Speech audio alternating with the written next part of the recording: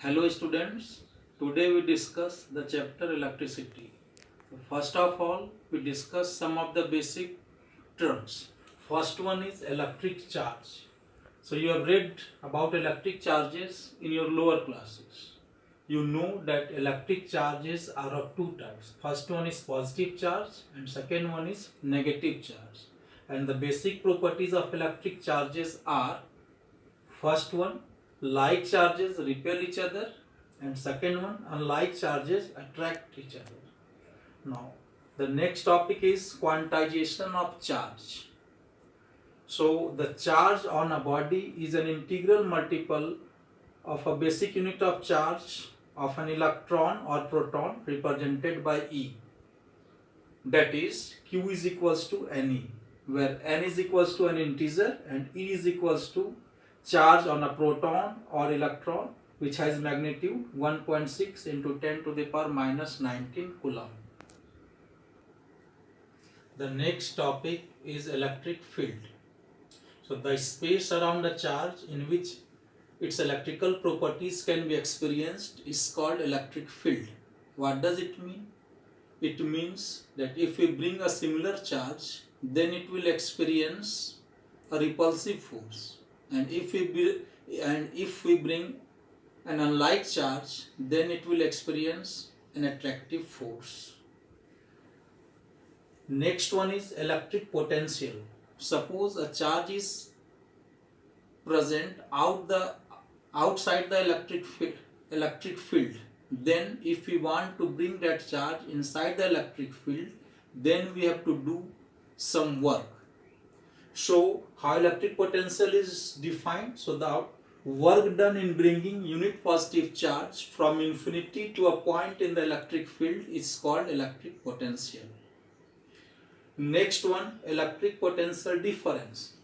So now how it is defined? So now the work done in displacing unit positive charge from one point to the other point in the electric field is called electric potential difference. Mathematically, potential difference is equals to work done by quantity of charge moved, that is V is equals to W by Q. The SI unit of electric potential or potential difference is volt. It is denoted by V. 1 volt is equals to 1 joule per coulomb. So the potential difference between 2 points is said to be 1 volt when 1 joule of work is done in displacing 1 coulomb of charge from one point to the other.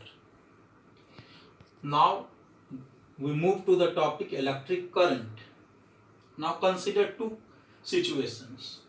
Here you see, in first case we have taken a metal wire in which no cell is connected. In second case, a cell is connected across a metal wire. What is the difference?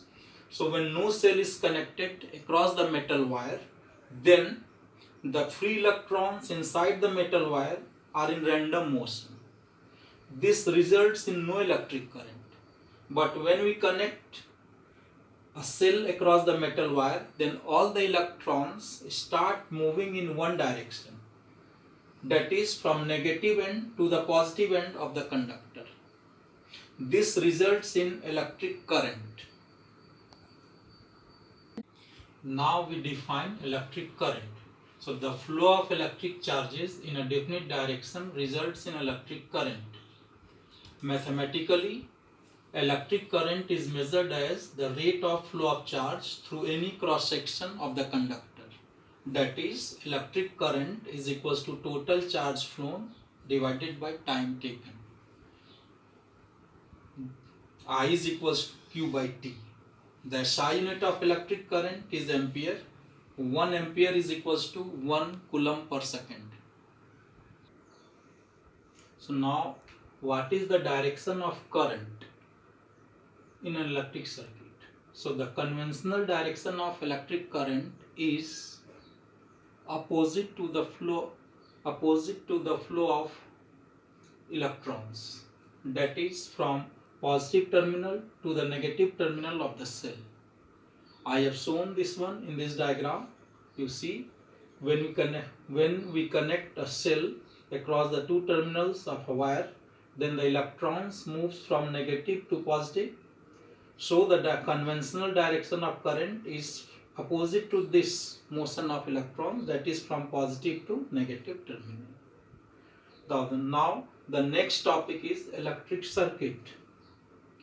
So electric circuit provides a complete path for the flow of electrons or flow of current between the two terminals of cell. So how we can define? So a continuous conducting path consisting of wires and other electrical components between the two terminals of a cell along which current flows is called electric circuit. Now we go through the symbols of electric circuit components. So these are the symbols for electrical components. So an electric cell, so in this symbol, the bigger line represents the positive terminal and the smaller line represents the negative terminal. This one is the battery. A group of two or more cells is called a battery. Then electric bulb. A switch may be present in two positions. One is open switch or switch in off position. This is the symbol. Second one is closed switch.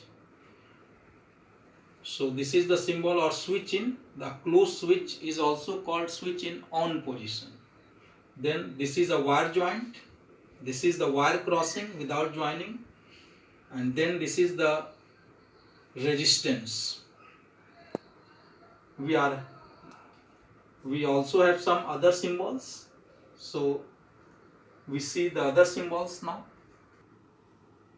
So the other symbols are for ammeter, this one, for voltmeter, and for galvanometer, this one. And next one is the variable resistance, which is also called a rheostat.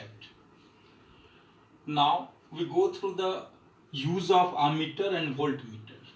So what is the use of ammeter? So ammeter is used to measure electric current in the circuit. It is always connected in series. And second one, voltmeter. So it is used to measure potential difference between 2 points of the circuit. It is always connected in parallel. Now we go through Ohm's law. It is one of the basic law of electricity.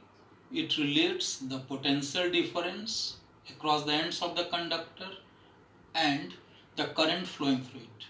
It states that at constant temperature, the current flowing through a conductor is directly proportional to the potential difference across its ends. Mathematically, I proportional to V, where I stands for current and V stands for potential difference. We can also write it like V proportional to I. When we convert this proportional sign to equality sign, then a constant appears, which is denoted by R. So the equation becomes V is equals to Ri, where R is equals to a constant, and this constant is called resistance of the conductor. So now we go through is the graphical representation of Ohm's law. So for this, we plot a graph between potential difference and current. We take potential difference on y-axis and current on x-axis. Then we get a straight line passing through origin. We can also calculate the resistance of the conductor through this graph. So if we calculate the slope of this line OA, then it will give the resistance of the conductor. That is, resistance is equals to slope of line OA. And slope is given by perpendicular by base. So it will be AB by OB. Now we define the resistance of a conductor. So the opposition produced by a conductor to the flow of current through it is called resistance. Mathematically, we can write its expression using Ohm's law. From Ohm's law, R is equals to V by I. That is potential difference divided by current. The SI unit of resistance is ohm. 1 ohm is equals to 1 volt per ampere. Now the factors affecting resistance of a conductor. So there are many factors affecting resistance of a conductor. So first one is the length of the conductor. So the resistance of a conductor is directly, so first one is the length of the conductor. So the resistance of a conductor is directly proportional to the length of the conductor. So mathematically we write R proportional L.